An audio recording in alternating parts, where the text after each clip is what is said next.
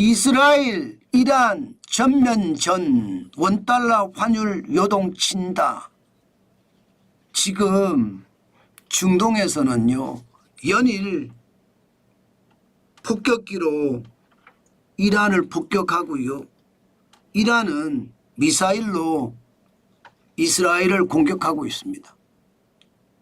끝날 기미가 안 보여요. 이란 외무장관이 그만 폭격하면 우리도 그만 쏘겠다 이렇게 이야기했지만 이스라엘은 NO! 우리는 목표가 있어. 정권이 교체될 때까지 폭격을 할 거야. 지금 이렇게 이야기하고 있습니다. 그러니까 시장은요 난리도 아니에요. 환율 시장을 보면 말입니다. 1367.8원까지 올라갈 정도로 11.4원이 올라갔습니다. 그야말로 요동치는 거죠. 최고치는 1373.2원까지 올라갔습니다. 일반적으로 여러분 이야기했을 때요. 달러 인덱스가 올라가면 환율이 올라간다 이렇게 이야기했잖아요. 쉽게 말하면 강달러가 됐을 때 상대적으로 원화는 약본이 된다는 거. 그래서 환율이 폭등한다는 거. 이게 지금까지 일반적인 규칙이었습니다. 맞습니다. 그런 규칙이 맞아요. 지금 그만큼 말입니다. 달러가 강해지면 원화는 그만큼 말입니다. 약해질 수밖에 없는 거예요. 그죠? 그런데 시장을 보면 달러 인덱스가 별로 변한 게 없어요. 2025년 4월 21일에 98.28 그리고 5월 12일에 101.79 6월 12일에 97.92 6월 13일에 98.18 달러 인덱스의 변동폭이 적다는 이야기예요. 원달러 환율은 굉장히 많이 올라가는데 달러 인덱스의 변동폭은 적다. 이것은 결국 말입니다. 결국 시장에서는 중동의 상황이 굉장히 위험하다. 지금 이렇게 읽고 있는 겁니다. 사실 중동의 상황은 금방 끝날 것 같지도 않고요. 자칫 잘못하면 이게 이스라엘과 이란의 확전이 계속 심각하게 되면서 이 페르시아만 있죠. 페르시아만. 여기 호르무즈 해협이라고 있습니다. 이것을 이란이 봉쇄할 수 있거든요. 그렇게 되면 유가가 어떻게 될까요?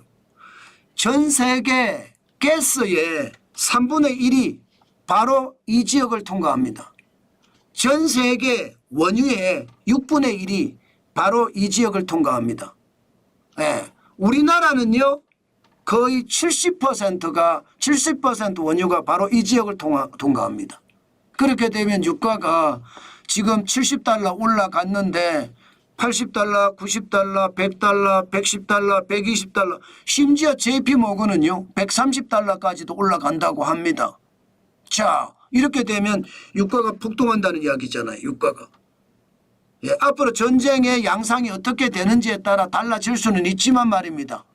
그러나 전쟁의 양상은 굉장히 심각하게 돌아가는 거거든요. 이렇게 됐을 경우에 앞으로 상황은 더 절박해질 겁니다. 현재까지는요.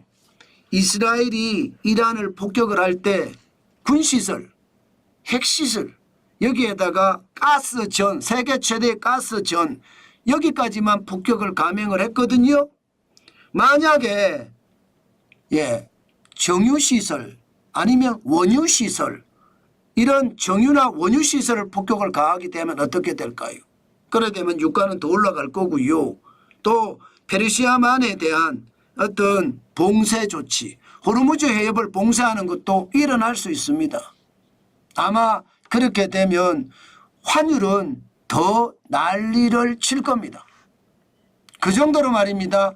환율은 지금 굉장히 요동치기 직전, 일보 직전인 것 같아요. 게다가 지금 유가가 올라가는 속도는 결국은 물가를 올릴 수밖에 없거든요. 물가를 올릴 수밖에 없습니다. 게다가 지금 유가는 올라가는데 금리는 돈은 내린다고 합니다. 돈은. 쉽게 말하면 금리는 인하한다는 이야기가 나와요. 이미 인하 5월 달에 했고요. 그러면 더 떨어지겠죠. 게다가 추경까지 한다고 추경. 13조 8천억 원에 추경을 했는데 21조 플러스 알파 또 추경을 한대요.